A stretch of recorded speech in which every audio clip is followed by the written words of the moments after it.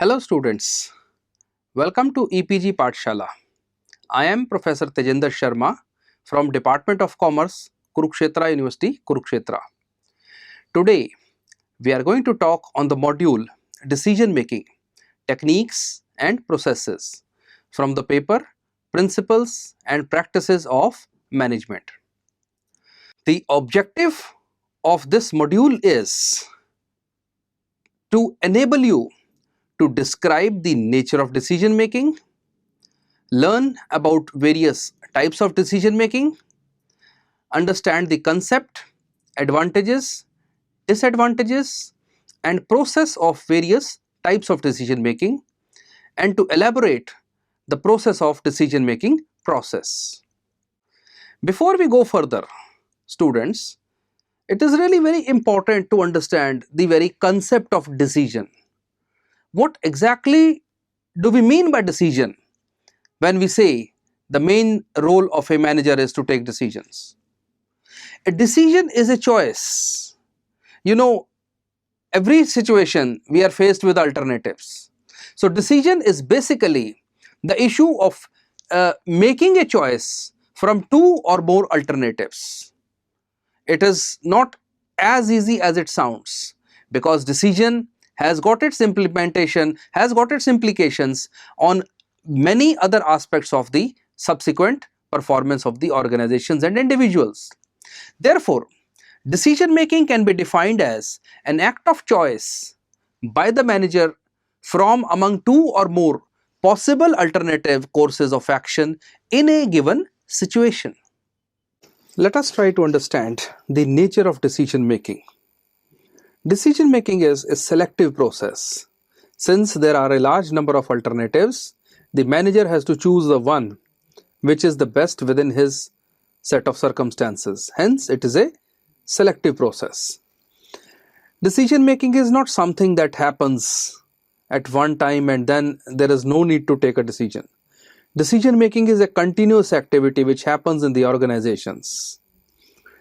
Decision making is also a goal-oriented process, because every decision that a manager takes is within the framework of a goal which that manager has to achieve. Decision making also entails some risk taking, and it is definitely a very challenging task, because if a decision goes wrong, then the entire inputs that have been invested into that decision making, they can be wasted.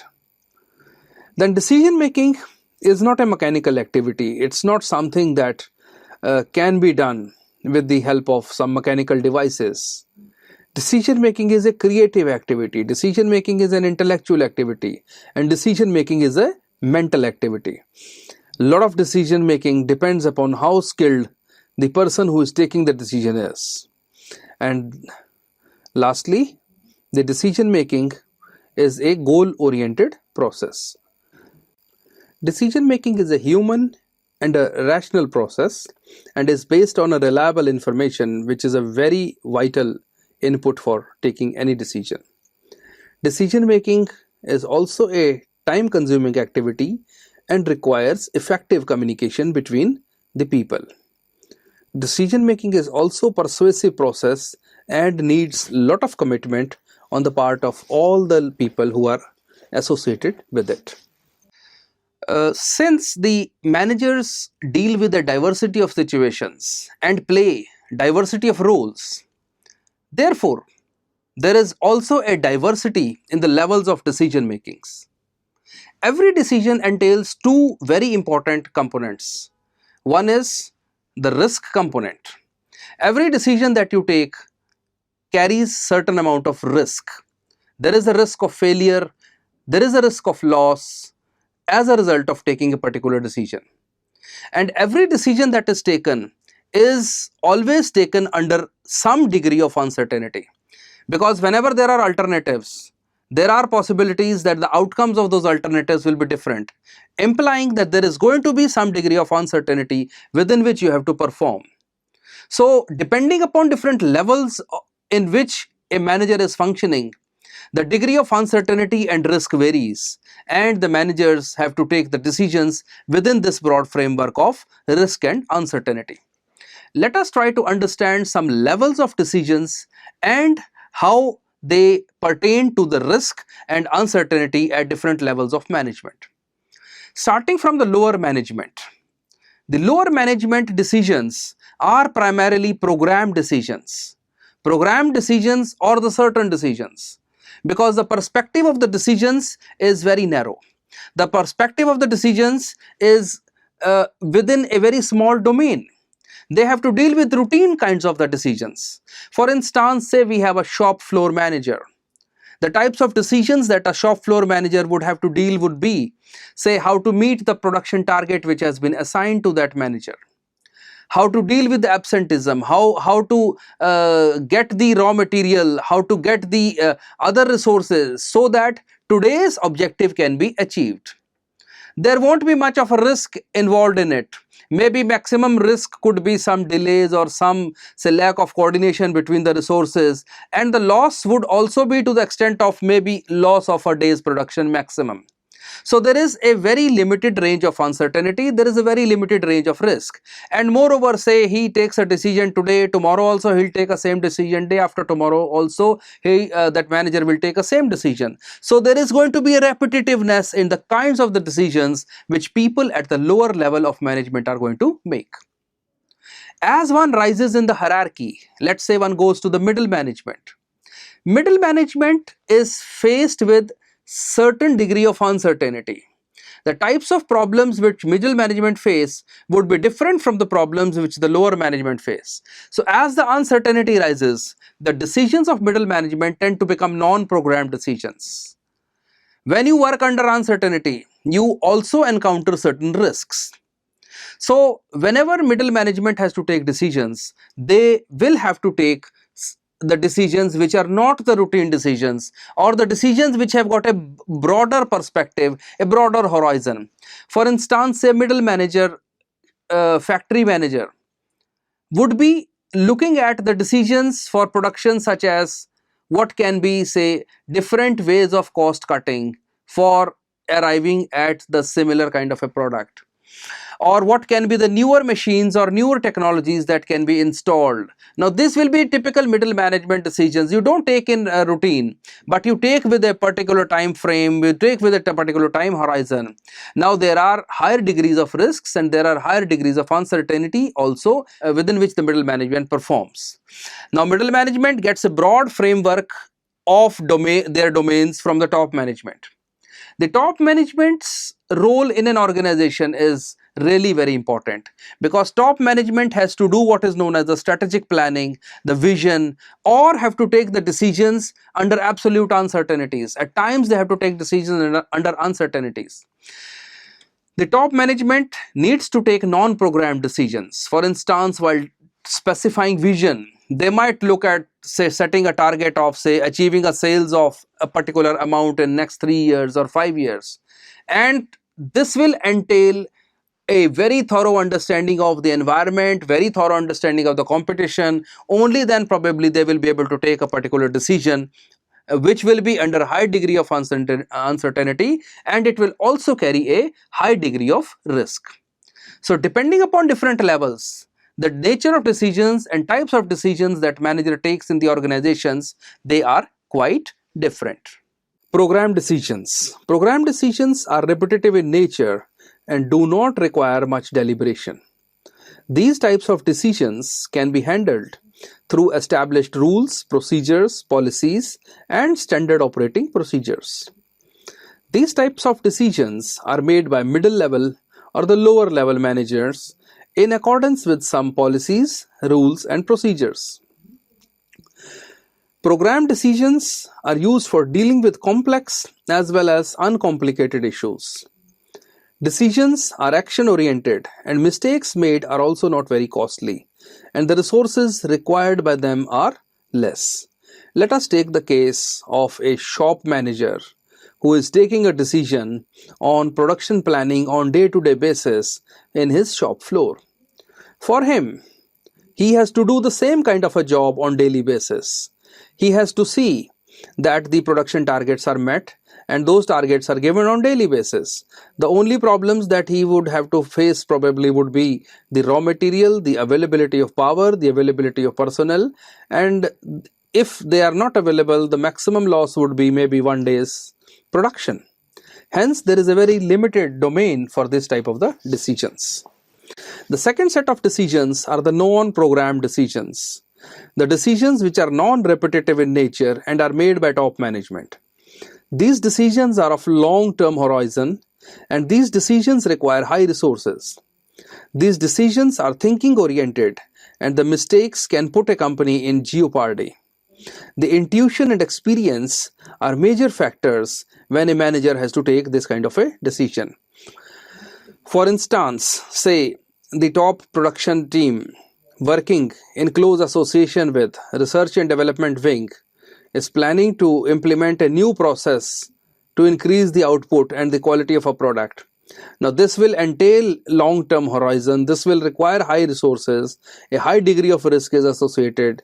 A failure would cost millions of rupees. So, this would be the intuition and experience of the managers which will help in minimizing the risk of such a decision.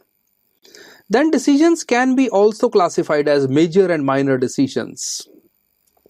Some of the decisions can be considered as more important and they can be prioritized. They are known as major decisions. Usually the decisions that are strategic in nature, when you are implementing newer technologies, replacement of men with machine, product diversification, diversification of markets, all these are major decisions where you are taking a very high degree of risk.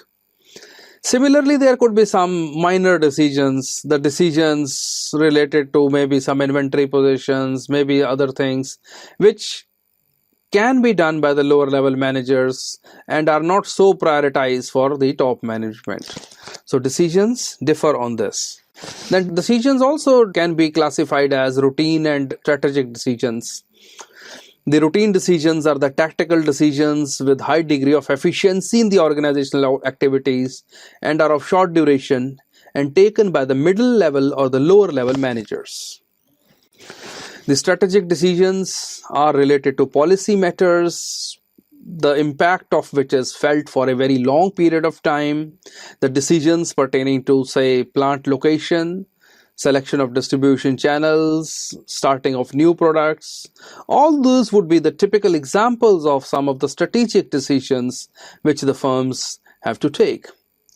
In case the decision is right, the firms make a lot of profits, and in case the decision is not correct, then it seriously influences the interests of the business and the cost of mistakes can be very high. They also have a requirement of a good deal of deliberation and they can be unique and one-time decisions. Then there are organizational and personal decisions. Organizational decisions are taken by the top executives for official purposes. They affect the organizational activities directly, and those in which who are in the power take the organizational decisions which can be delegated from the superior to the subordinate. The personal decisions are related to the decisions taken in the personal capacity of the employees, not as a member of organizations, and usually they are not delegated down to the authority. Then there are group decisions as well as individual decisions. Individual decisions are the ones in which a single employee is involved, and it's a traditional approach to decision making and can work effectively for a manager when the group's input is not required in certain cases. There are both advantages, that it is fast and usually the individuals cannot escape the responsibilities and the decisions are more focused and rational. The disadvantages are that there is less information that is collected by the individuals and there can be lack of talent and competence. Group decisions are the decisions wherein a large number of people in a group, they join their resources to take the decisions. There are two models of group decision making. One is the consensus decision making and second is the consultation decision making. Let us try to see the advantages of a group decision making. When a group makes a decision collectively, its judgment can be keener than any of its members. Sharing of information amongst the group members is another advantage of the group decision-making process. A group can generate a large number of alternatives, and this decision-making process will enhance the employees' skills and abilities and help them to grow and develop as organizational members. When employees contribute to decision-making process, they tend to have a greater commitment to implementing the decisions. Group decision making is more democratic in nature. Some of the disadvantages of group decision making are that firstly, groups are generally slower to arrive at a decision. Then at times, there can be group polarization, and the decisions made by the group may not always be in accordance with the goals and objectives of the organizations. Group decisions can make it easier for the members to deny personal responsibility and blame others for the bad decisions. Groupthink is a type of thinking that occurs when reaching agreements becomes more important to the group members than arriving at the decisions. Students, let us understand some of the techniques of group decision making. Group decision making is more difficult as compared to individual decision making. In the individual decision making, one single person has to take a decision and he can rely on his own knowledge, intellect and other inputs on the basis of which the decisions can be taken. But when it comes to group decision making, you need to take into account the perspectives of different people, and arriving at a consensus of a larger number of people entails a lot of creativity and challenges. Therefore, the techniques of group decision making, they are different from the techniques for an individual decision making. There are several techniques for group decision making, but we'll be discussing only a few of them. We'll be discussing about brainstorming, the Delphi technique, the nominal group technique, the dialectic decision technique, and the electronic meetings. Brainstorming. Brainstorming was developed by Alex Osborne in 1938 to stimulate the idea generation for decision making. It is a conference technique which involves 10 to 15 people, by which a group attempts to find a solution for a specific problem by amassing all the ideas spontaneously contributed by its members. The second technique used for group decision making is the nominal group technique, or the NGT. This technique was developed by André Delbecq and Andrew Van de Ven. It is a structured group meeting which restricts the verbal communication and discussion amongst the members during the decision-making process. The group members are all physically present, but they operate independently, and then finally they arrive at a decision. As shown in the figure, the process of nominal group techniques starts with the outlining of the problem which requires the decision. All the members must know what is the problem on which they are sitting to arrive at a decision.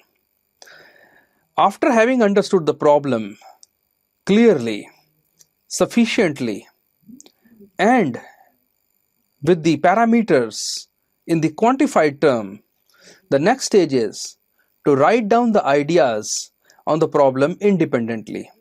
Each of the member present in the room views the problem from his or her own perspective and writes down the ideas to solve the problem. After having done so, the ideas are presented for discussion and evaluation, and then the ideas are ranked for the decision making. Hence, the best alternative is chosen from the combined intellect of the people there. Another technique which is quite commonly used is the Delphi technique. It is also a group decision-making process that can be used by decision-making groups when the individual members are in different physical locations. This was developed by Norman Dahlke and Olaf Helmer at Rand Corporation. This technique comprises of the first step wherein problem is identified and the experts who are likely to offer the solutions to the problems, they are gathered at the same place. The proposed problem is presented to the experts for solutions through the questionnaire.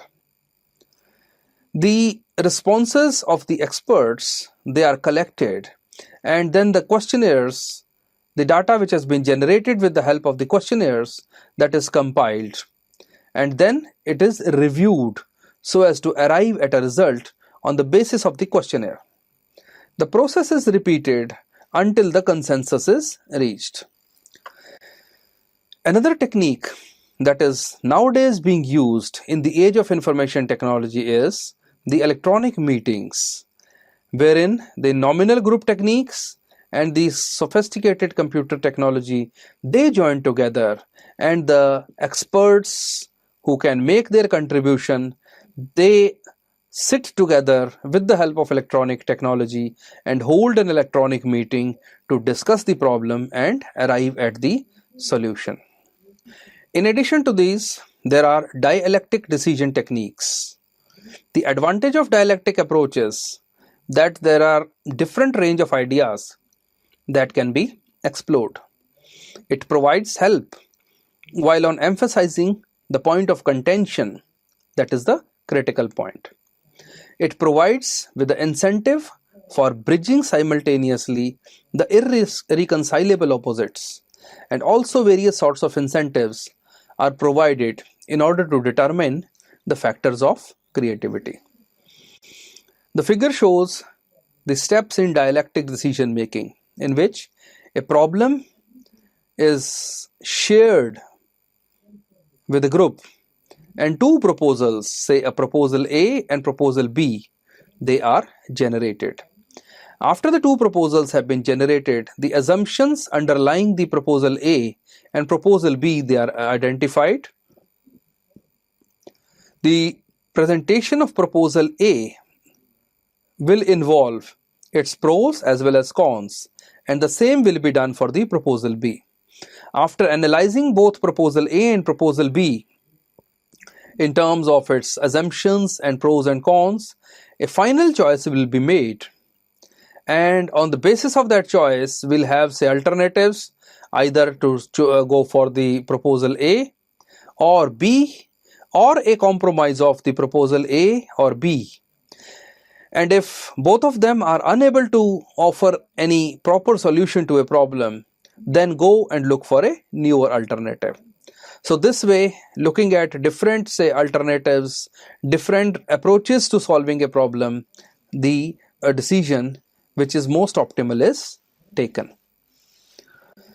Then there are subjective and objective decisions. The objective decisions are the result of due deliberations and careful consideration of the factors and forces pertinent to the issue or to the problem to be solved, and are known as objective decisions.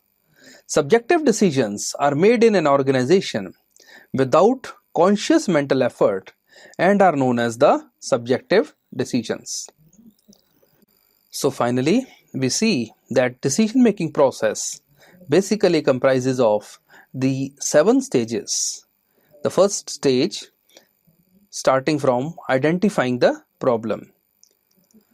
After identifying the problem, the next stage is gathering the information and then identifying the alternatives. After the alternative approaches to solving the problems have been identified, the evaluation of the alternatives is done and a best choice is arrived at. After the best choice has been arrived at, the action is taken and the results are again measured so that the future decision making can be made on the basis of the outcomes which have been taken from the earlier decisions. So students, let us now recapitulate what we have learnt in this module. In this module, we have learnt that decision making is both managerial function and an organizational process. It is managerial because it is the fundamental responsibility of every manager. It is an organizational process because many decisions transcend the individual managers and become the product of groups or teams. Decision making involves every walk of life and it is relevant in the organizational as well as non-organizational contexts. In the organizational contexts, decisions may vary from major ones like determining of organizational objectives or deciding about major projects to specific decisions about day-to-day operations. Therefore, there are different types of decisions which are made by the managers in the organization, and for each type of decision, the decision making variables and conditions differ. We have also studied various techniques of decision making for the individuals as well as for the groups.